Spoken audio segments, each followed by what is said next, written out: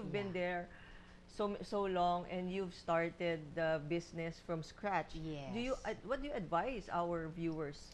It seems so inviting. Like you see a lot, no? Like you said, wanna be fashion designers. I wanna be a chef because it seems glamorous. Yes. But I keep telling my students because I Yes, do yes, teach, you no? also teach in SOFA's Yeah, School of Fashion and the Arts. that's You right. teach fashion entrepreneurship. Yes. They think it's glamorous, therefore they want to get into it. But if they really know the crux of the matter, first of all, you must be very talented to even try to compete with everyone else. Secondly, you must have business savvy also because it's very, very competitive. So maybe they think, oh, I want to be a fashion designer. I'll go down the ramp after my show. So much work, tons of discipline, and it's very competitive. Do I want them to do it? Why not? If you have what it takes, they should. But you must have to be very committed. You must even know how to cut and sew from scratch. You must know how to sketch. You have to know how to deal with people, your sewers. It's very diverse. So did you, at a very young age, you said nine? Yes. Nine, you really wanted to be in the fashion, Yes. in the fashion business, Uh-huh. and you were drawing, you were putting together the retazo. Yes. How Yes. did you know that it's really what you wanted to do? I think it was also encouragement from my mother because my parents had a garment factory when I was in grade school, and they made dolls' clothing for Mm. export. And I'd hang around there. And my mom, I was a very scrawny little kid when I was small, but I loved dressing up. And my mom told me this. She goes, Michi, even if you put a potato sack on you, you will look good. And just from that one encouragement, I said, maybe I might be in fashion, I might be in this field, but encouragement from parents, Mm-mm. I think that's the key. Yeah, because Yeah, I believe that because the parents are really your the first person you know, the first person you see, and you yes, get all motivation from them. You really, that's your life. You're coming from that. that's It's, true. That's so true. something that the parent would really say Hmm. matters a lot, no? True. Matters a lot. Matters the world to you, especially at that age. Mm-hmm, No? mm-hmm. Yeah. Yeah, So you did that, and then and yes. of course your parents supported you. They did. My parents supported me with that decision, and all the more, I would, let's say, let's say I'd see someone in bell bottoms in the 70s, and I'd say, that's not so nice. Maybe jeans now should be like this, and I, always record my own ideas, Mm-hmm. things like that, and from one design interest to another, I just realized that that was the field I was most comfortable in. And so now you are also into. Did you wait? Going back to the flower arrangement. Yes. So you studied flower arrangement. No, that was very natural to me. I was just doing, arranging flowers at home when I was pregnant with my third child, and it was just so therapeutic because it's an action that it's very repetitive. Mm-mm. And then after that, I said, it really makes me happy, like to see fresh flowers because there is a study that says fresh flowers really impact our health positively. So I told my husband, and I have a notebook with all my ideas. I said, this year I'm going to open my Michikalika Fresh Flowers. And he said, okay, in 3 days, this is so funny. He met a floral arranger from Saudi Arabia who was a friend of his friend. I tested him, I hired him, and I opened the same month. I got Wow. a chiller, I got this.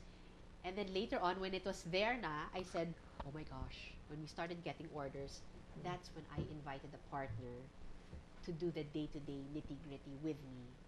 And her name is Stephanie Camus. She's with me, and we're working very well together. So you do you export? With the flowers, I don't. It's more of like we take orders from abroad, Oh, and okay. then we deliver locally because we have an online store. But with the bridal gowns and the cocktail dresses, yes, I started exporting last year. Oh, maybe June last maybe year. one of these days I'll see you in New York, in Yeah. Saks Fifth. Why not, right? But I actually I got into the exporting of the bridal gowns because of my internet store. Mm-hmm. I have an online store at Etsy.com. My online store is called Tokata. And then basically I was just selling one-offs Mm-hmm. and then shipping abroad pa isa-isa. And then somebody found me there, a Mm. retailer. A retail. So they order from you. So it's not made to order. No, it's not made to order. Because of the size, right? Yes. And of course, if it's basic, do you export to the States? Yes. The I do. the size of the Americans are different from the They're Asian, very right? different. Yes, different So from us. later on, tell us more about your business abroad. You know, 'cause we are the Yes. global Filipinos, so That's right. we just have to take a break. Okay. And okay, we take a break for questions. You may get in touch with us at 0917-862-7576, and we will see you in a little bit.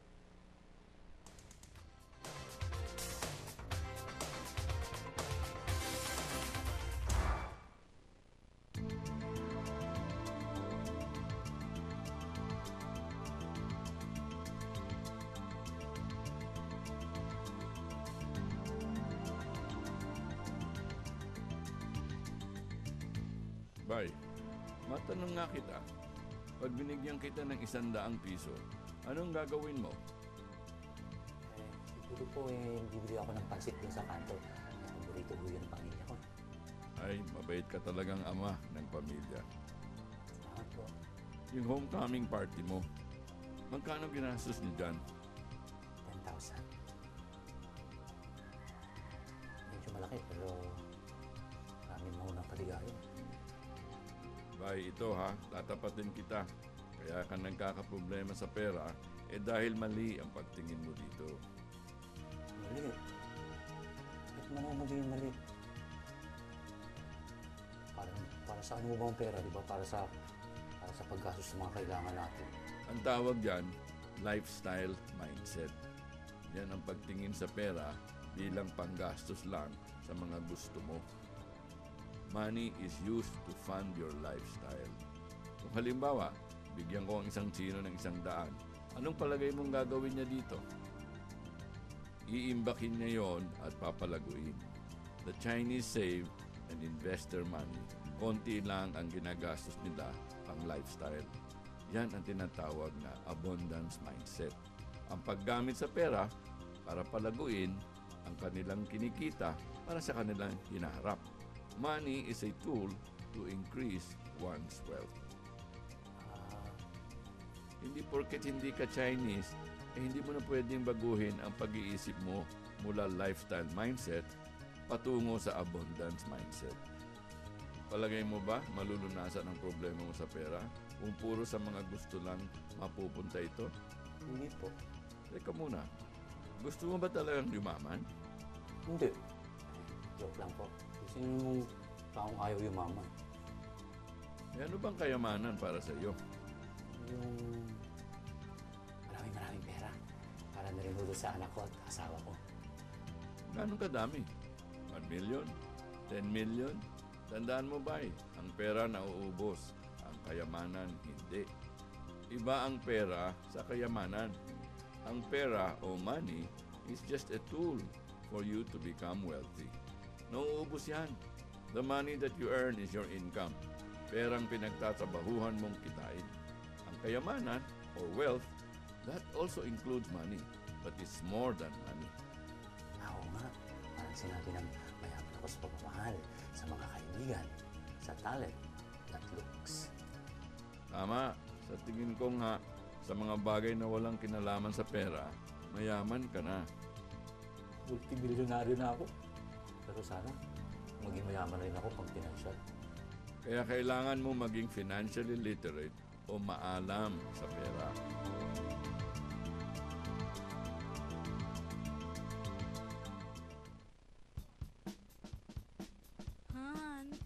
Business Mirror Plus brings the country's most exciting business newspaper to your computer in exactly the same acclaimed layout you enjoy. Read tomorrow's news by 11 p.m. every weekday or download it for you to enjoy anywhere, anytime. With added multimedia content you won't find on print. Dad? Why wait for tomorrow when you can have your paper tonight? BM Plus, the electronic edition of Business Mirror.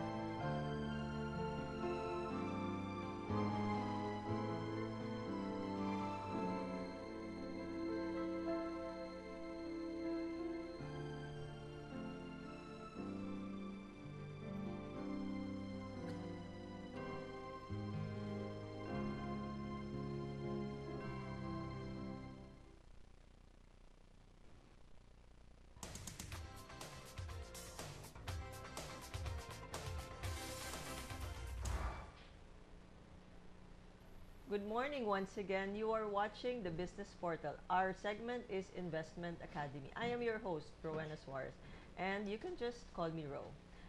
Earlier, we were talking about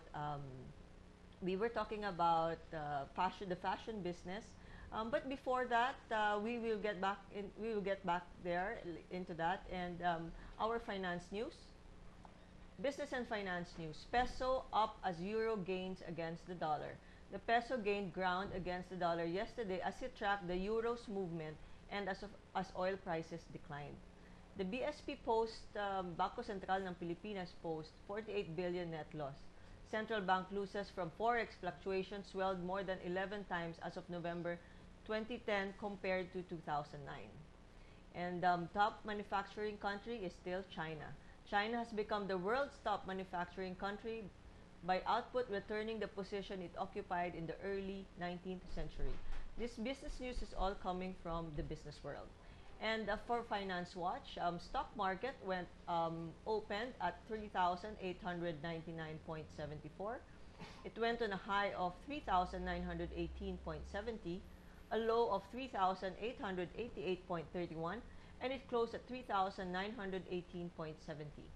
And for our peso exchange rate, it opened at 43.630, high at 43.560, a low of 43.720, and it closed at 43.590.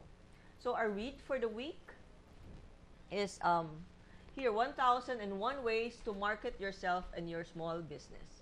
It talks about, it's by Lisa Shaw, and you learn more about advertising in the internet, create direct mailings that have an impact, and utilize free and expensive marketing tactics, place long-lasting advertisements, create dazzling press kits, and marketing on trade shows. So, well, it's actually very appropriate for our topic for today's marketing your small business. Michi, going back, so the bridal business and the internet, so can you please tell us more about that? Well, okay, I actually got into Etsy.com. That's a Brooklyn-based website where you sell either handmade items, vintage, or supplies. Two of my sisters were in it, and they were very successful in it. So, of course, Mira said, okay, why don't I sell a product there? I tried selling evening bags. It didn't move for 2 months, and my husband was kind of laughing at me now because he goes, you still have no sales, it's 2 months. And he's in internet, an e-tailer as well, no? And then, finally, you know, all you really need to do is really research. I would stay up until 3 o'clock in the morning just to, you know, I'm kind of like tinkering with the site, seeing what's selling. And then I decided to sell cover-ups. They're actually boleros.